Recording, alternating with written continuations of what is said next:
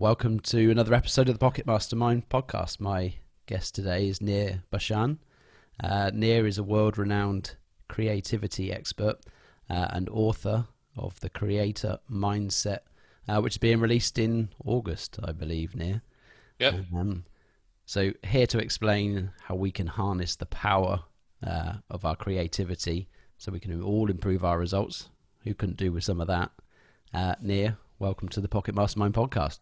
Thank you, sir. Good to be here, and thanks for having me. So talk to us a bit about creativity. The first thing I want to know is what defines creativity?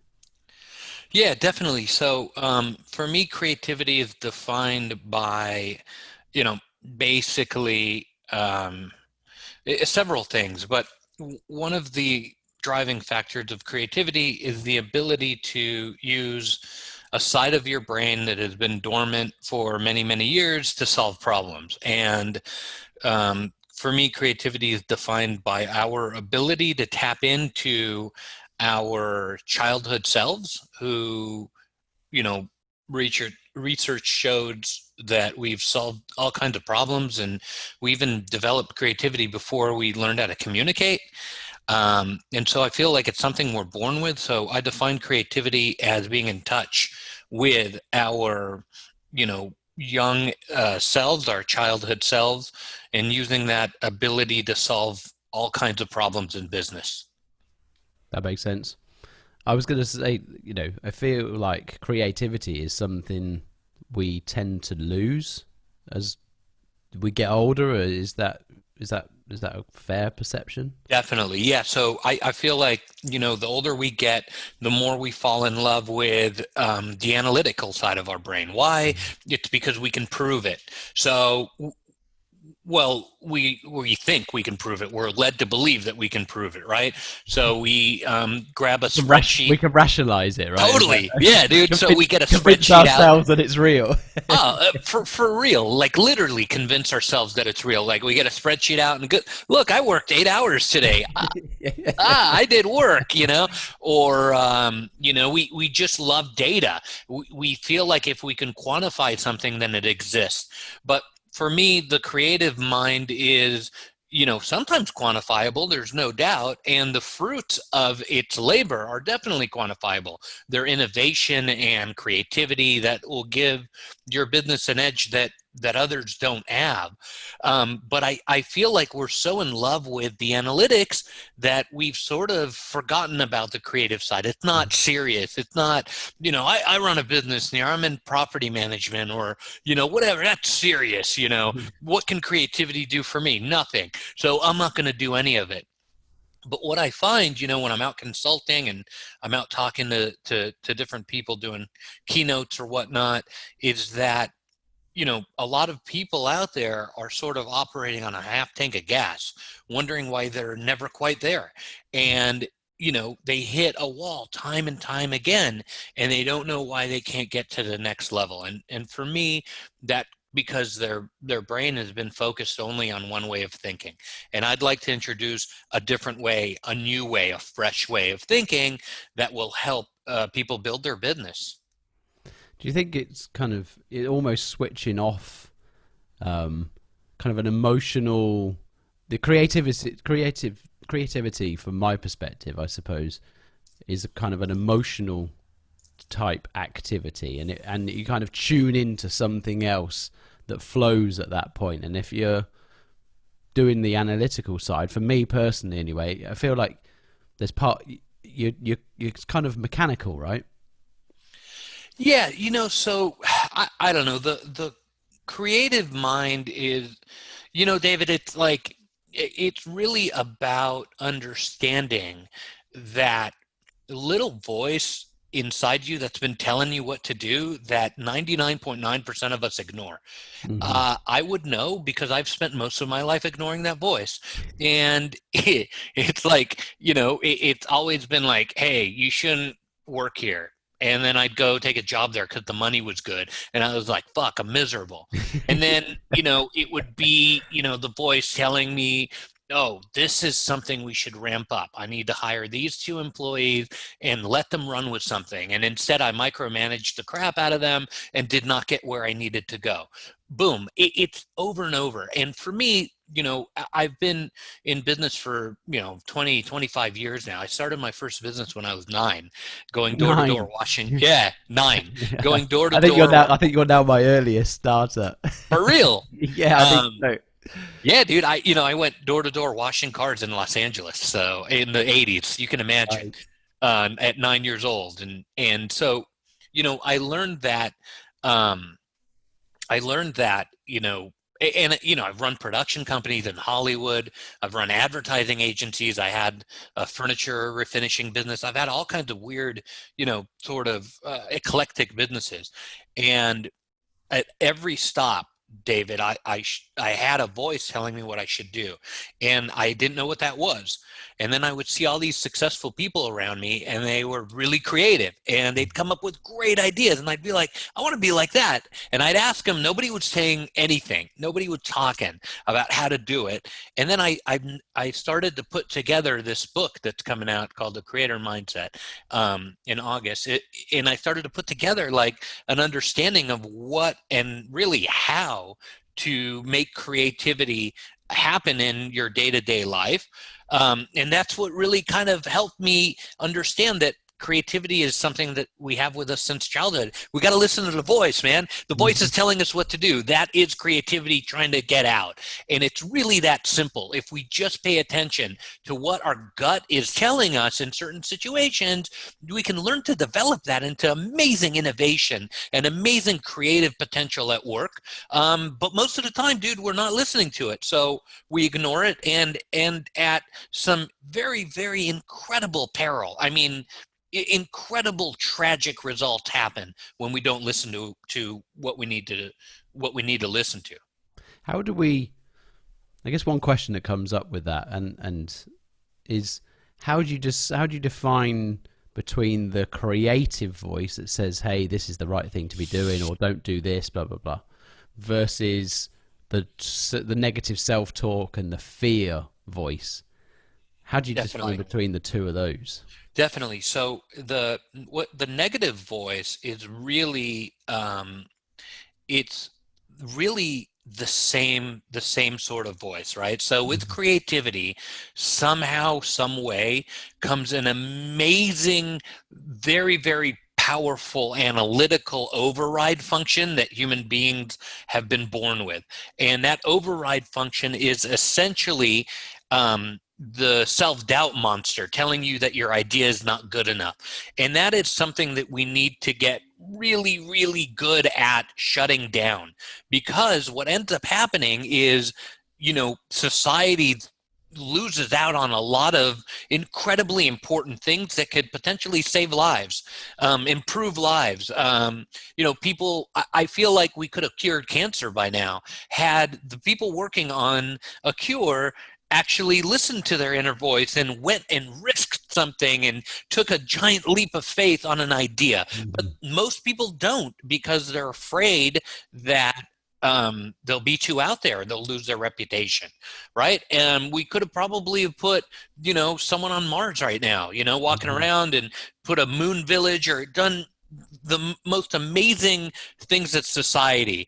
But we haven't, because we've been so good at kind of killing that voice before it comes out. So one of my techniques that I have is, it's a visualization technique that's in the book. And, it's not that out there. It's not about aligning your chakras or, the 7 tones of Solomon. It's not about that. It's really about a visualization technique to allow your inner creativity to finally get out, right? And it's the water tap technique. And it's basically, you imagine a water flowing, a river, your kitchen sink. It doesn't really matter. The molecules don't care about what's coming before it, or it just is.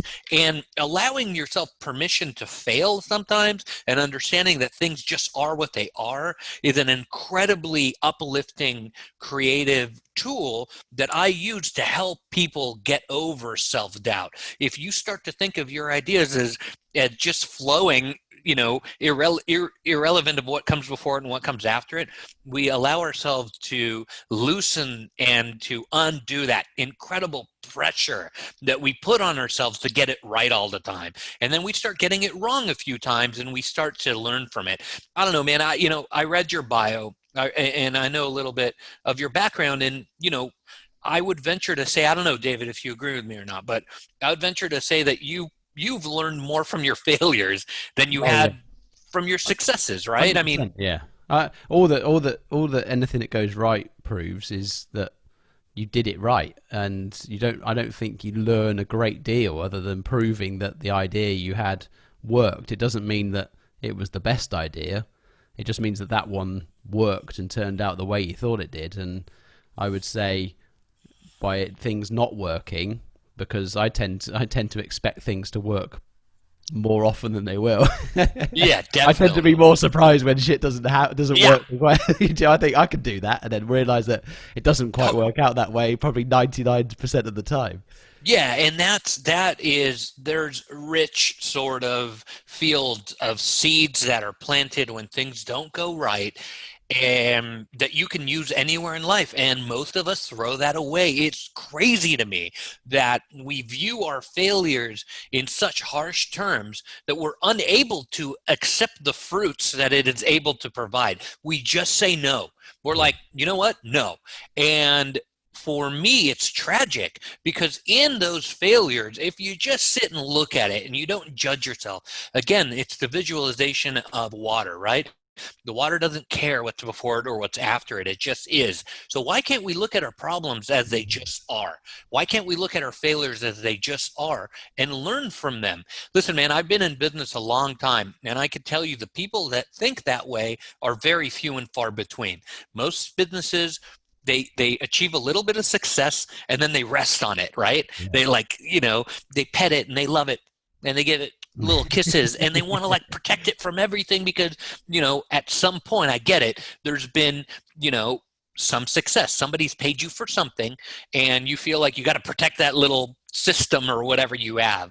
But the truth is that we live in a world that is constantly full of change. And if you're not innovating, and you're not creative, and you're not looking out there for the next big thing, the next different thing, the next, thing that your customers or your clients or your business to business, industry will support, then you're selling yourself short of your next sort of potential. Everything exists in a certain band of time, right? And every band of time looks exactly the same. There's an up sort of slope and then there's a down sort of slope. Yep. And what we have to do in business is maximize the amount of time that we're going up so that we don't go down, or maximize the amount of time that we're going up so that when we do go down, we can come up with a new and creative idea to get back up there.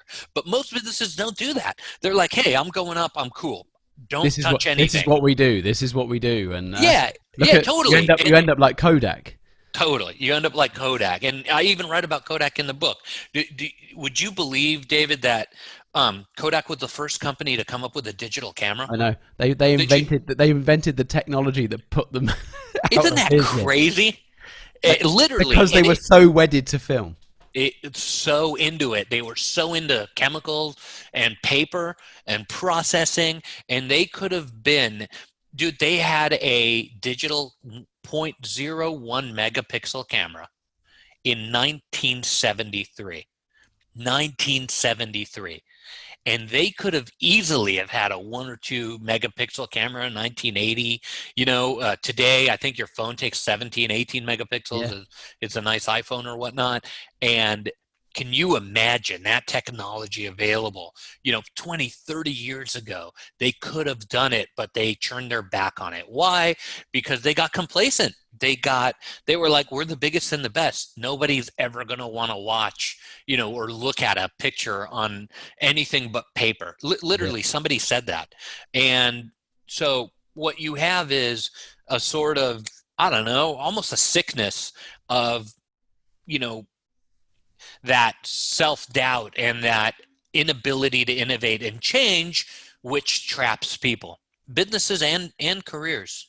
And you'd think now, I mean, in the last probably 10 years or so, there's a graveyard of companies, big companies that haven't innovated. And you look at them and you think, when you look at it from this perspective, it's so obvious. Blockbuster, Yeah. absolutely destroyed. They could have easily owned that market.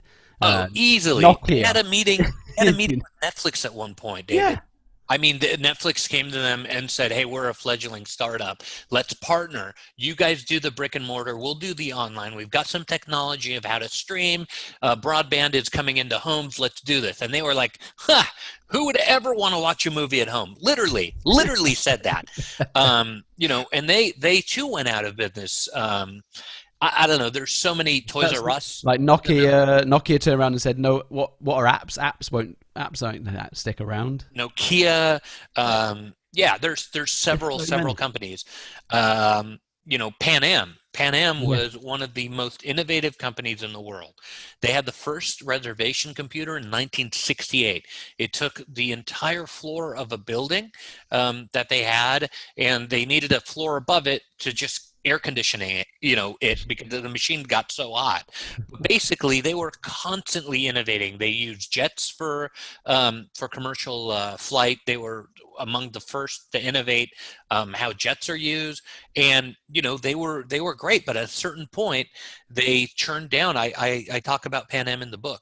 They had a lot of security issues with terrorists hijacking planes, and they pioneered the first technology of, you know, what you have today at security at an airport. And they said, people aren't going to want to do that. We shouldn't do it. And they got complacent and they literally went out of business. So, you know, what are your listeners doing right now that makes them feel like, hey, you know what, I'm living the high life, I'm doing all right?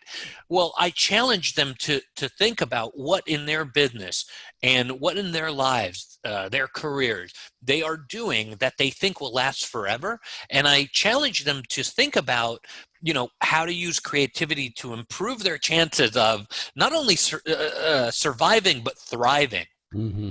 How do we? I guess one of the challenges that I see is, and this comes up all the time, is the education system doesn't really foster that creativity. Like this, and like you were talking about earlier, we could have potentially found the cure for cancer, but it's quite possible the person that could have done that is stuck in an office job somewhere, not fulfilling their creative potential. How do we help to foster that creativity from a younger age, so it doesn't kind of just, we're not sheeped it kind of funneled through the corporate system, which is where most people end up, right? Definitely. So, you know, yes, creativity is shut down in schools. And David, I've found this all over the world, not just in the West, but in the East too. So there's all kinds of methodologies that gently, subtly, not so subtly, subtextually, overtly guide us away from our creative selves, right? An easiest example is you and I are in kindergarten or whatnot, you know, and we're drawing a tree. Your tree is pink, my tree is, you know, I don't know, electric blue. And the teacher comes by and says, "Now, David, you know, trees aren't, you know, pink. And you're like, okay, sorry, you know, and you then, you know, make a green tree. So subtly throughout, and then, you know, you go to college, it's the same thing. University, it's the same thing. You start to get, you know, you go into the military, you're ready to start a business, right? You're out of the military, you're out of school, you're ready, you're going to start a business, or you're going to go to work for someone else. And of course, you're going to be analytic, because that's what we've been taught this whole time. So I think it's really a reversal into starting to understand that creativity is as important as analytics. Now, I'm not saying throw analytics away. They're really good, because you and I both know people that are like creative geniuses that still live in the basement with their parents. You know what I mean? It's like there's no point in coming up with an amazing thing if you don't know how to market it, package it, sell it, how to change it according to what, you know, customer demands are and stuff like that. And those are analytical principles. They're good and they're important. But what we've done, David, is we've thrown away all of the creative side, and we're like, the analytics will get us where we need to go. And we're constantly wondering why our companies aren't growing and why our careers are not developing.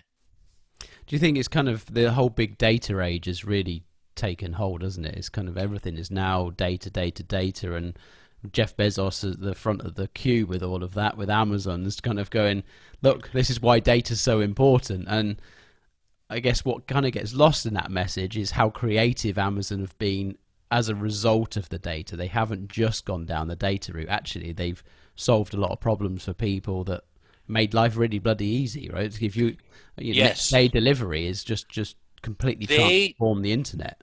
Yes, no doubt, David. They are a particularly good case of taking data and making it into information. And that's a whole different thing, right? Yeah. Data for data's sake is what we're in love with. Yeah. I can track how many hours I've been on my phone.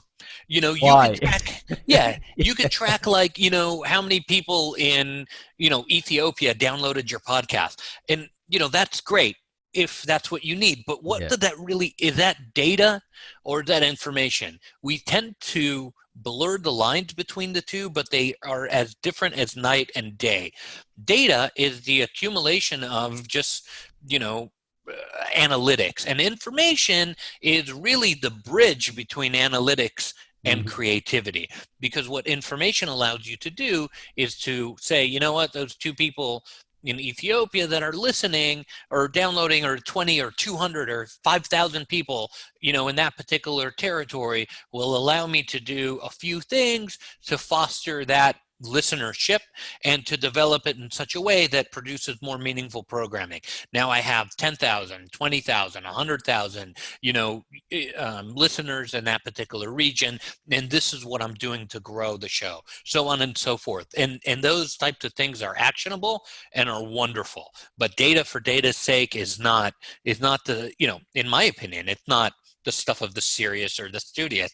It's a waste. Well, it's work for work's sake, isn't it? I think there's totally a hell of a lot of that goes on. I think Jim Rome would have called it the majoring in the minor. No doubt. Yeah, there's so much work for work's sake going on today because of our worship of the analytics, our worship of the quantification. We want to apply numbers to things, and we think because we've applied a number, then shit, it must be good. People are doing something, right? Look, I could prove it. Here's a spreadsheet. We did something. But what if I were to tell you that the something that we're doing is really nothing? And there's no output.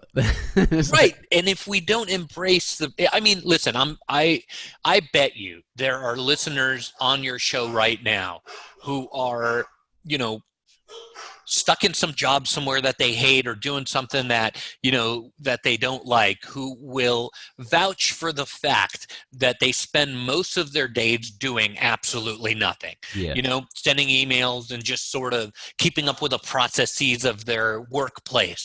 And, that same person can then start to look at things creatively and understand that there's certain areas, that gaps that they can move into that will solve certain problems that are useful. And those gaps will give incredible meaning to the people who are in those unhappy spots. And those gaps for me come from creativity. Yeah, and I think what you just said there, I think I would imagine, and I've been there, it's a large number of people are probably in that position where they don't get any fulfillment out of what they're doing whatsoever, and it is doing work for work's sake. And then I think you get to a certain point when you're in that position where you miss the opportunity to be creative because all motivation's gone out the window. I think Peter Drucker talked a lot about this. Once you get to a point where it's work for work's sake, all motivation and creativity pretty much dies. No doubt. Yeah. How do organizations start to foster greater creativity? So I agree with everything you're saying. I think that creativity needs to be championed, right? Kodak missed a golden moment to go, you know what, this is awesome, let's try it. And that's really the types of environments that I try to develop in the companies that I work with and, the organizations that I speak to. What I want is management to get really excited about the potential of their staff to come up with ideas that solve problems. I want them to turn down their ego and to turn up the creative side, which allows input to be heard from a lot of places. But Dave, I get this a lot, right? People go, Nir, I'm a project manager at a, Fortune 100 company. There are 17 bosses above me, all the way to the CFO or whatnot. And what change can I do? I'm a cog in the wheel, and I want to be more creative and do things that are different and a little bit more challenging and interesting, but I'm kind of stuck. So for those people, what I say is what's really important is not getting complacent like a company does, not going into a spot where you're giving up, not doing any of those things, because what you're actually doing is damage to your own integrity, to your own sort of gut, right? Like we talked about earlier, your childhood creativity trying to get out. And I encourage people to have different outlets. There was a talk I gave a few months ago. Actually, now it's longer than that. It was before the whole COVID thing. What was it, in January or December? We kind of lost a third of this year, didn't we? It's been so depressing, this whole COVID thing, man.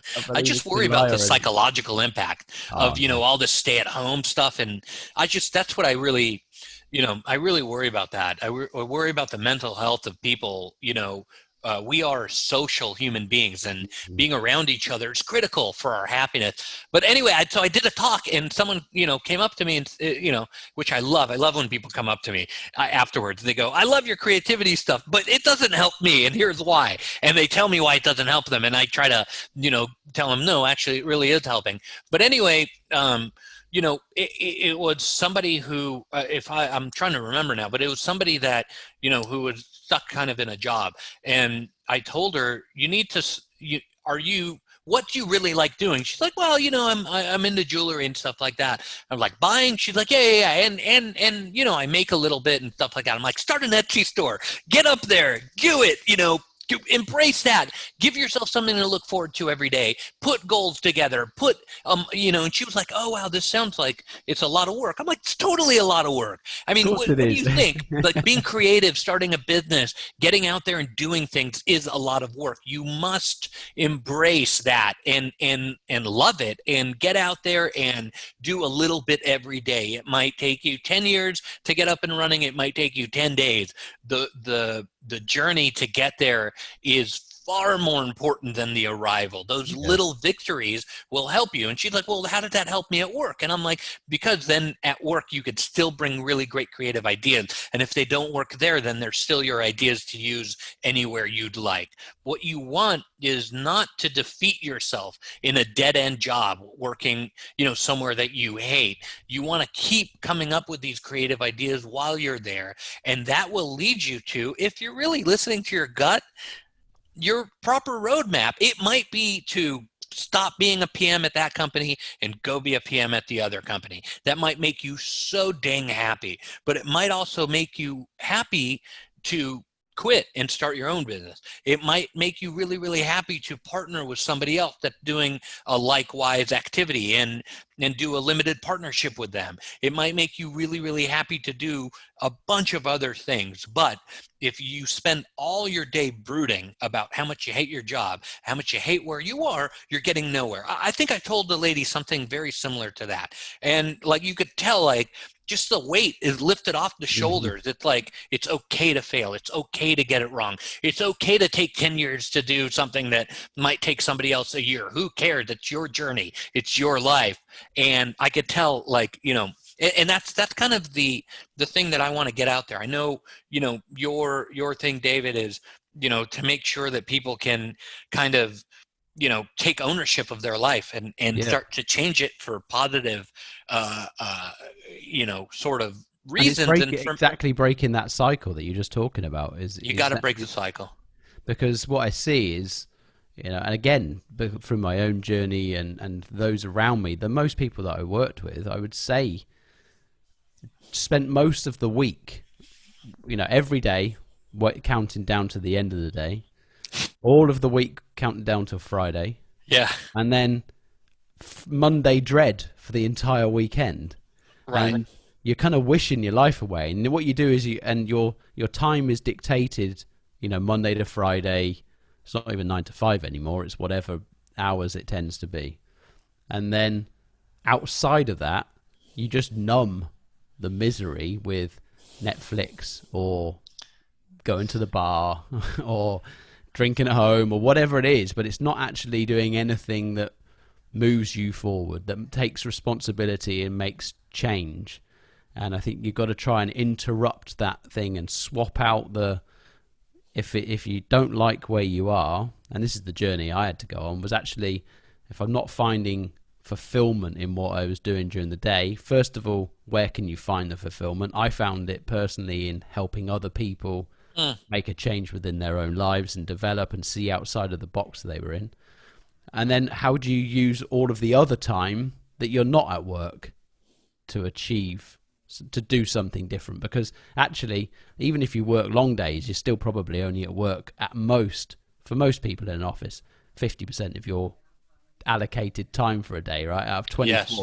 You're probably not there more than 12. So you've still got another half of the day where you could do something. Totally. Right? And you've got to do something different. Listen, man, the book that I have coming out, The Creator Mindset, I wrote nights and weekends for 7 years. Like, dude, you know, it just takes the will. It just takes the will to do it. Is that the best schedule for writing a book? Absolutely not. And did that the book that got published? Absolutely not. Because when I met an agent, they took that book that took me 7 years to write and threw it in the trash. They're like, this sucks. But you have the idea was there, right? The idea was there, and this is how we want you to do it. And, you know, when I met the people at McGraw-Hill, the publisher, they were like, this is what we need done, and here's the schedule. And it was a hardcore thing. And, you know, but the point is that, you know, you have so much time if you allow yourself to think a little bit differently, to think a little bit creatively about your day and your schedule, to do everything and anything that you really want to do. And, you know, I mean, I have kids. I know what it's like. I know I can point out a bunch of roadblocks, you know. You can too. Everyone can. And the analytics keep us on the roadblock path. The analytics tell us, well, you know, you can't do it because you have to do childcare. You can't do it. You got to pick up your kids. You can't do it because you're not able to write well. You can't do it. You can't do it. You can't do it. That's the voice that's constantly telling us no. But the creative voice, it's really telling us yes. And for us to listen to a different perspective can be an incredible freeing tool. Listen, and this for me, you know, you want to help people, and that's awesome, but I'm kind of selfish, David. I got to be honest with you. Like, I'm really selfish. I want people to help me. I want the woman who came up with a pop socket to invent that, because I like looking at my phone on a stand. Like, I'm not, I want cancer to be cured, because God forbid if I get it, I want it to be, so my mission is entirely selfish. Your mission is incredibly, charitable and the flip side to it is that if one person gets inspired, they might be the person that goes and cures cancer. So totally. And I want that inventor that came out with, that little ball that they put in Guinness on the can. Like, that makes me super happy. We're not always looking for landing a woman on Mars or, curing cancer and all these like epic things. Life is full of little inventions, little pieces of creativity along the journey that make it so much better. And for me, I want to empower as many people to come up with these things so that it makes my life better. This is true. Well, look at how we're having this conversation now. Someone's creativity has enabled me and you to speak today, right? The Zoom, the microphones, the headsets, the computers, all of this stuff has come from other people thinking outside of the box from what everyone else was looking at. You look at Bill Gates, Steve Jobs. Between the two of them, we're probably using a whole bunch of their stuff. Yeah, no doubt. It was them thinking differently and thinking big that has really made the massive difference. And I think the other side of creativity, I think a lot of, when you say creativity to some people, I think a surprising number would probably come back with things that are maybe artistic, not necessarily utilitarian. And creativity is everything. And yes, do you know? It's definitely. It's opening the thought process to actually creativity is everything. I think we're so used to stuff in our lives that we take for granted that the chair I'm sat on started off as an idea and Totally. then became a thing, right? The screen I'm looking at was an idea and became a thing. We just seem to think that they fall out of the sky because they're so easy to get these days that we just don't ever realize that somebody had to think of this shit first. And then, No doubt. no doubt. Yeah. And you know, I think because art is our gateway into creativity, it's what most of us think creativity is, but it's only like 2 or 3% of the pie. So if you can imagine in your mind's eye a big pie chart or whatever, take a tiny slice. 2% is artwork. It's music and all that stuff. It's like just a tiny sliver of our potential. Listen, you're dealing with half of the human brain that we have not. That we've malnourished, that we have not exercised, that is atrophied in such a way that it's become like kind of, almost like when you break your arm and it's in a cast or whatnot, and then, they take the cast off 2 months later and your arm is like shrunk. You got like a little arm. Yeah. And you're like, oh, look at me, I got a little arm, and it's funny, but it takes it a while to build back up because you haven't used it, right? Can you imagine, you're a young guy, you're in the prime of your life at age 26, you're feeling good about things, right? Can you imagine being 26 years old and having not used that portion of your brain for so long? 36, now you're 46, you're 56, you're 70 years old, and you haven't used that side of your brain for so long. Can you imagine how much potential is locked in there that's just dying to get out, just waiting to make its impact? And it could be, a pop socket on the back of your phone, and it could be the cure to cancer. Both things are awesome. And, so I feel like because we look at creativity as only being art, we're selling ourselves constantly short of our potential. We cannot look at creativity as only being art. Art is a tiny, tiny portion of the massive amounts of things that can come out of that side of the brain. And I'm sure there's, there's been links between longevity, human longevity, and brain activation. So things like creativity and curiosity, dementia, lack of curiosity and creativity has definitely been linked towards dementia. And you see it, right? There's an older generation now that didn't, the previous older generations didn't have television like we've had now. And you're starting to see a generation that's hitting their 70s, 80s, and 90s where it seems to me like dementia is becoming a bit more prevalent. And I've got personal experience of this with family members and other people's families, that I can see it happening, where particularly in certain cultures where maybe the grandmother has stayed at home quite a lot and it's been an old-fashioned style relationship, and I've seen that effect of being effectively stuck indoors all day without that stimulation. Onset dementia seems to come along. No doubt. We talk a little bit about it in the book. I'm not a medical professional, but we've referenced several who are, and you're absolutely right. There's a link between underdeveloping that sort of creative side of the mind and a whole host of problems. Part of it is, medical problems that have symptoms and are sort of something that we can identify and put a label on: dementia, Alzheimer's, things like that. But part of it, David, to me, that's just as scary is, well, happiness and joy and the ability of somebody to enjoy what they're doing and enjoy life. Listen, we're not here for that long. We don't have that much time on earth. And it is incomprehensible to me that people spend it in down and out jobs in the depths of some despair and doldrums, instead of listening to themselves and listening to what they need to do. And I get it all the time. People say, well, Nir, I need to pay my bill.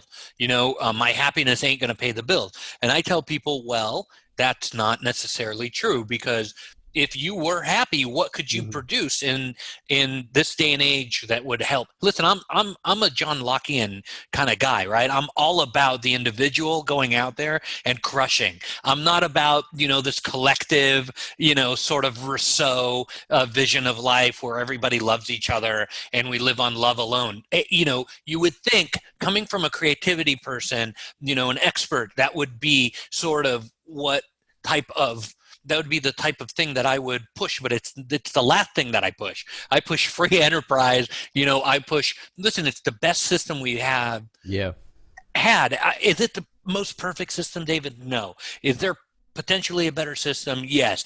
But it's the best that we've got right now, okay? And there's nothing that have lifted more people out of poverty around the world than this particular system of free enterprise, of ideas, of the creation of new businesses, new products, and new services. And that's what I want people to do. I want people to embrace that. And however it manifests in them, it might be just working for someone else. There's nothing wrong with having a job somewhere, but there is something wrong with being miserable all the time.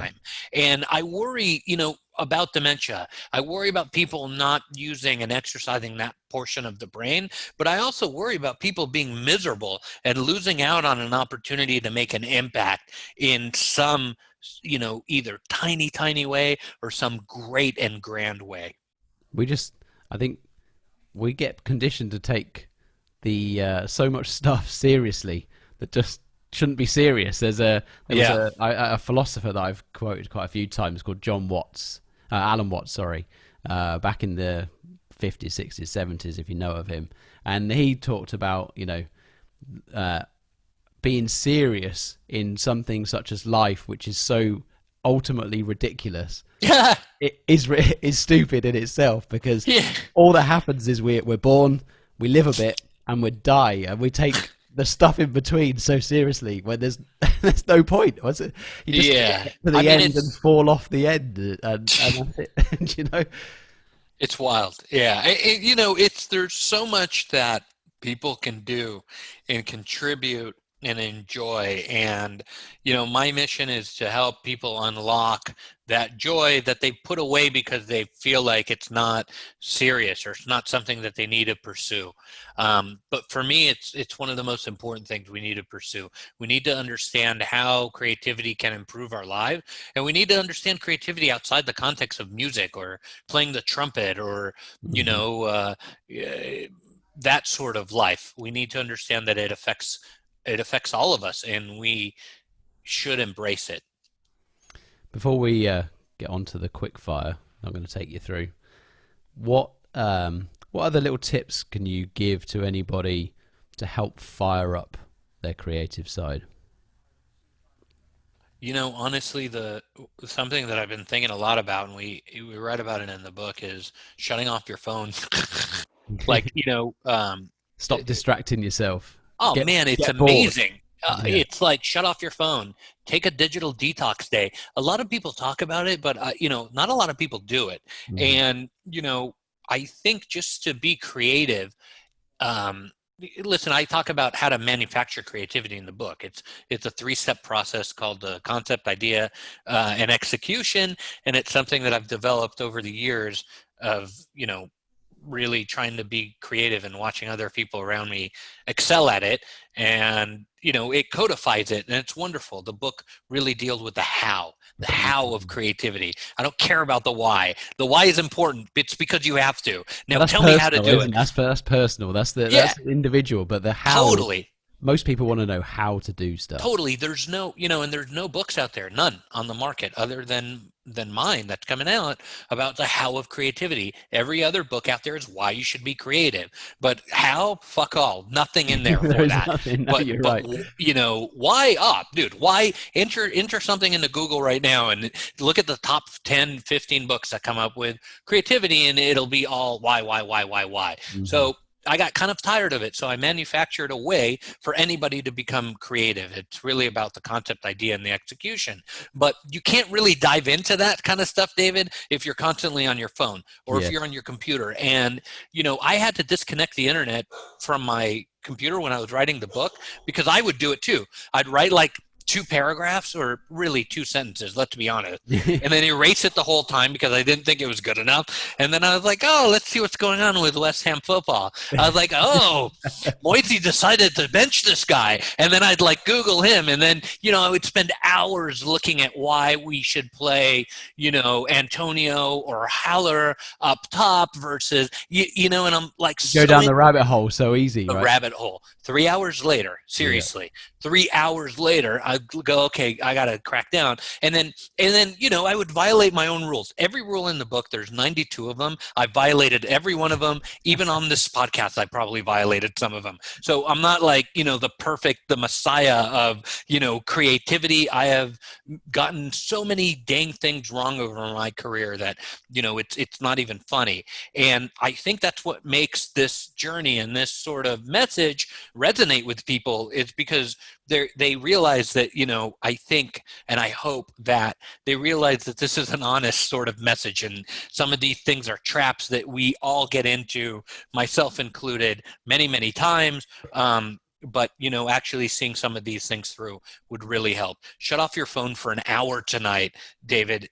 Just an hour. Let your listeners just shut off the phone for an hour. Stop checking email for 2 hours, and you will see an amazing sort of relief happen. You would think that if you don't check your email, that you would get behind, but what you actually do is you get ahead, because in those 2 hours, it'll enable you to process those other emails so much better because you've given yourself some pause.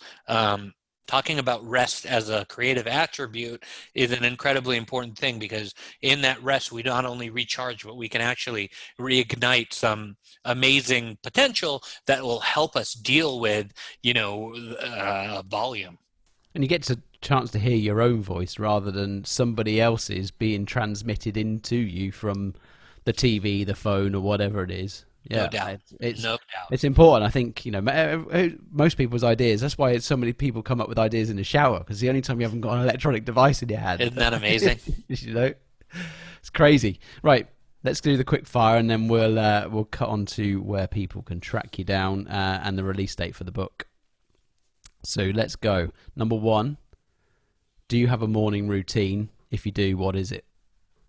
I do not have a morning routine. I probably should. 3 books that you'd recommend that you've read over the years. What would they be and why? So I'm a prolific reader. I read like a lot. I probably read 2 to 3 books a month.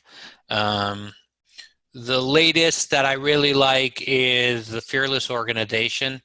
Amy Edmondson out of Harvard. That's a really good one. Grant, Ron Chernow's book about Ulysses S. Grant, so good, so timely right now too, with everything going on. Adam Adler's book, Drunk Tank Pink, I think is really, really good. Those are 3 that I really like. Awesome. 3 people to follow or listen to. 3 people I follow or listen to. Gosh, let's see. I listen to. This is a bit embarrassing, but I listen to the West Ham Way podcast religiously. That's kind of my favorite podcast right now. I like. I like the Wall Street Journal a lot. I read their articles and follow a few of their writers there. And I like the stuff that Marshall Goldsmith is putting out. I think his work is really, really good too. Good. 3 habits or disciplines that you've adopted over the years. 3 habits of what? 3 habits or disciplines that you've kind of adopted over the years. I think one of those is probably where you did the writing, right? Right. Shutting off your phone, maximizing, every minute that you have free from distractions to do what you need to do. That I think is really important. Shutting up. I know this is weird because we're on a podcast and this is far more than I normally talk, but shutting up is amazing, and listening to what is going on in the marketplace and what is going on with your customer, what people are saying and what they're doing. People are so busy to talk that they often just wait instead of listening. They just wait to talk some more. So listening is an incredibly powerful attribute that I really like. The third one I think is really important is humor. I cannot tell you enough how it is important to look at things in a humorous way, to allow for creativity to start to envelop. When we spend our lives looking at things only in a negative sort of fashion, we lose the potential of seeing humor in things, and humor lessens the risk of getting it wrong. And when we lessen risks of getting it wrong, we tend to give ourselves more freedom to create. Love that. 3 systems, services, or tools, whichever however you want to categorize them, that you love, you use all the time, couldn't live without. I would say one of them is empathy. Having the empathy to put the shoe on the other foot and really not just try to see what someone else is experiencing, but to really understand things from their perspective. I think it's an incredible negotiation tool, believe it or not. It's something that I use when I'm negotiating contracts, often, to help me sort of understand what some of the rejections are and overcome them, or even, meet somebody halfway when necessary. Courage, I think it's a very important thing. It takes a lot of guts to sort of go in the way that you think you need to go, rather than in the way that the analytics are pushing you into. And having the ability to go, you know what, this is what I need to do for myself to become better, a better person, a better parent, a better partner, a better human being on earth. Takes a lot of courage to do that. And then finally, an attribute that I like to practice is questioning. Question the expert, question me. Don't accept things at face value. Having the ability to question and to constantly sort of ask, hey, is this something that makes sense to me, is incredibly important. We live in a day and an age where the expert is some, incredible person on a mountain that we can't touch because us mere mortals are never ever going to live up to that. Question it. Question what I'm saying. Question everybody who appeared to be an expert, and you will derive tons of meaning out of those questions. Perfect. And the last question, if you had 1 hour with one person from either dead or alive, who would it be? Bobby Moore, all the way. Hey. England 66, number one. 66. I don't know. There's too many to list, but that was a quick response, though. Since we've been talking so much about West Ham, I would say Bobby Moore. Incredible human being, incredible footballer. The things that he did in his life after football and after the game, through charity work. I mean, you know the story, but maybe a lot of Americans don't. There's been, this is like a true sportsman in every sense of the word. And I think that we've lost our way with sport people. A lot of people are really good on the court, and once they get off, they have lost their way in terms of how important it is to be in the public eye and loved by so many people, and the power that they have to use that for good and to use that to spread, incredible wealth is underused today. So I think Bobby Moore is an example for all of us across the world of what a great sportsman and a great person could be. Love it. That is hammers all the way.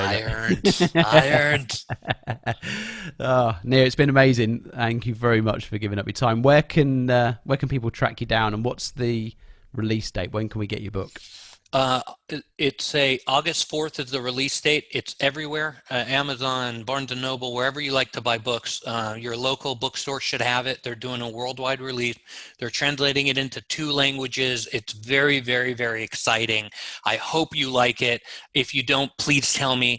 And you can get it on my website, which is thecreatormindset.com. You can buy it wherever you want. You can track me down, nirbashan.com, nirbashan.com. I'm on Insta, I'm on LinkedIn. I would love to hear from you. Awesome. I'll make sure that we've got links and direct everyone to go and get a copy. I'll be getting a copy, that's for sure. Thanks, David. I appreciate it. Awesome. Cheers, Nir. Okay, man. Bye. Bye.